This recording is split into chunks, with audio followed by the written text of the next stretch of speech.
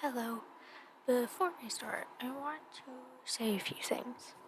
First of all, this is my first time recording a video on a mic. So, if I sound quiet or nervous or my mic is really bad, that's why. But yeah, off to the trigger warnings. Here's a few trigger warnings. First of all, fictional pedophilia, fictional rape, and lots and lots of talking about crimes and Shotacon and Lolicon, aka fictional pedophilia. But if you're triggered by any of this, I completely understand, but this is a video about pro shippers and dark shippers. Let's go over the terms, shall we? First of all, pro shipping. In simple terms, it's anti-harassment towards all ships. The emphasis on all. Dark shipping is a form of pro-ship, which also believes in anti-harassment, and actively ships abuse and pedophilia, but etc. I will refer to both as pro-shippers because that would just be easier for me. So, why is this bad? Pro-shipping creates safe spaces for predators with the belief that it's anti-harassment and fiction doesn't affect reality. So let's go into that argument of fiction doesn't affect reality, okay? Despite this, and despite pro-shippers saying such, they also say it's my coping mechanism or anti-coping mechanism, which is an immediate contradiction. But fiction does affect reality, despite what they might say. From Pacific Standard article by Tom Jacobs from September 7th, 2011, and its title is Reading Fiction Impacts Aggressive Behavior. And its first starting point. Researchers report that reading literature depicting aggression can impact how those readers respond to provocation. And from Fast Company, its title says How Fiction Impacts Facts, the Social Impacts of Books. There are many more examples of this. Crimes being inspired by fictional stories. I will link it. More terms to go over. These are terms that sugarcoat pedophilia or that outside behind. Lolicon is short for Lolita Complex. This is inspired by the book Lolita by Vladimir Nabokov. Sorry if I'm butchering that. Which is about pedophilia. Lolicon is the fetishization of little girls in older men, but can be anyone. Then there's Shotacon, which is the opposite of Lolicon. It's the fetishization of little boys, particularly in older women, but can be anyone. I feel like this is a less used term, but it means the same as the other ones, just gender neutral or both. A good example of Lolicon media is Necopara. There's a video of why Necopara is bad by Daz Zombies. I think I'm saying that right. Called The Hidden Horrors of Necropara. And before anyone says, hey, actually it's fictional, so it's okay and not illegal. Most countries with fictional pornography depicting minors is actually illegal, believe it or not. Furthermore, there was a case in Russia where a woman was put in prison for erotic drawings on social media. And the article says the reason was several drawings from Japanese comics depicting naked characters. The examination established that the drawing depicted, quote, male persons under the age of 14, unquote. The case was opened under Part 1 of Article 242.1 of the Criminal Code of the Russian Federation, which is the distribution of pornography depicting minors. Going into the talk of it's my coping mechanism or it's a coping mechanism, or pro-shippers or dark shippers are usually victims. Lingering around trauma and constantly triggering or desensitizing yourself is not healthy, and you won't heal from such. And even if pro-shippers are victims, studies have shown that predators have been victims of abuse, CSA, and etc.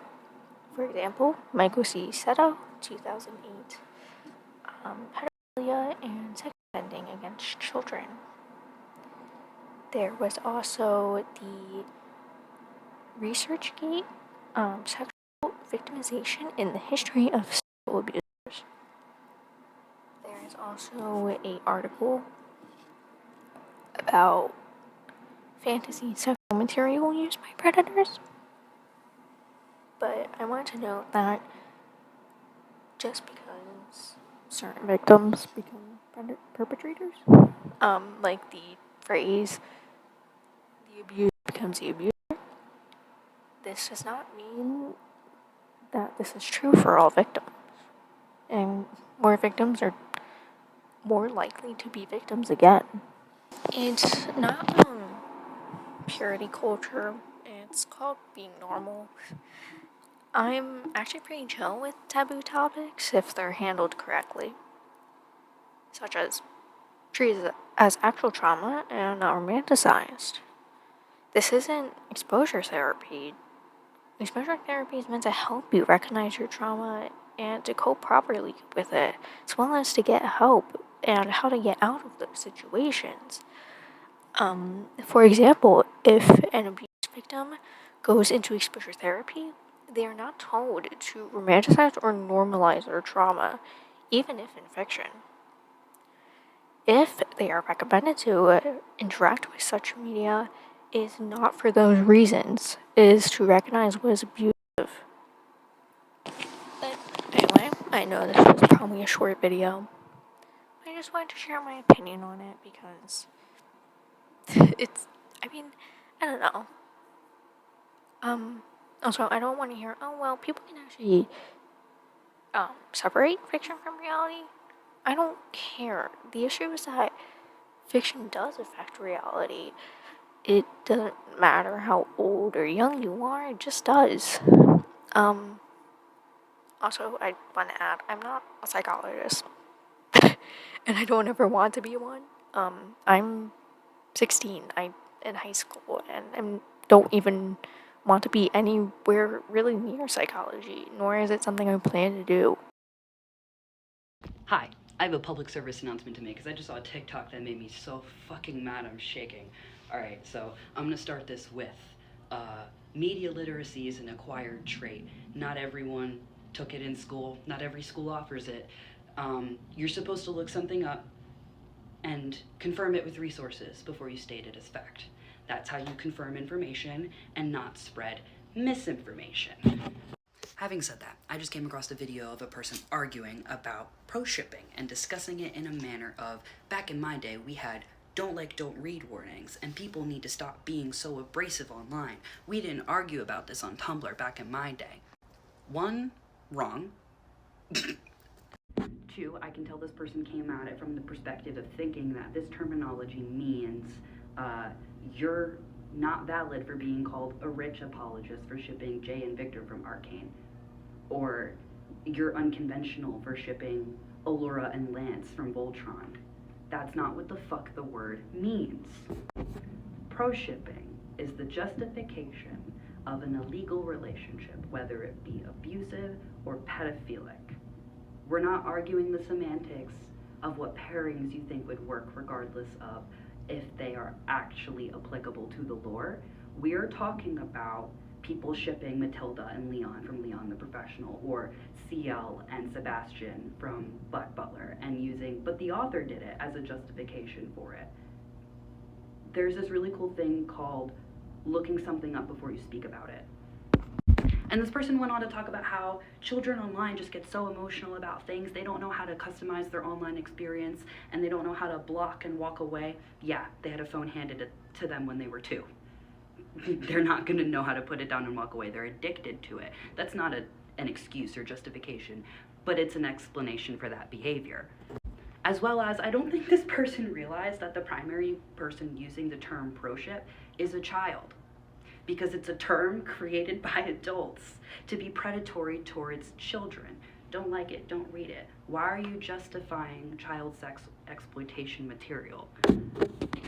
A lot of people also don't seem to realize, and it's a good thing because they're not a predator, is that most child sex exploitation material is not sexual. It is literally supposed to be easily integrated into society so that these people can remain covert and continue to hurt people, which is why pro-shipping became such a renowned fucking term online. It became really easy to justify this behavior and to make it into something where these people are martyred for their interests. Best example that I have is the Coppertone baby bottle. I know that's viral right now. I know everyone's been looking it up. Don't. That's the most shared CSEM image. Pro-shippers are covert pedophiles. If it's a child using the term, they're probably not using it right, or they're being groomed. If you're an adult using the term, I suggest you rethink your actions. Have a great day.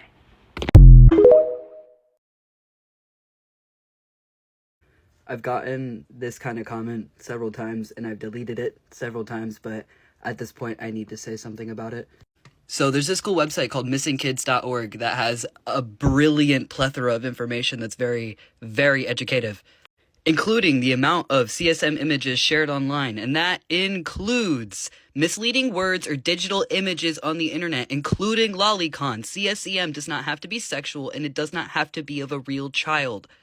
You're just justifying sharing disgusting images on the internet, and if you're not, then why are you arguing with me?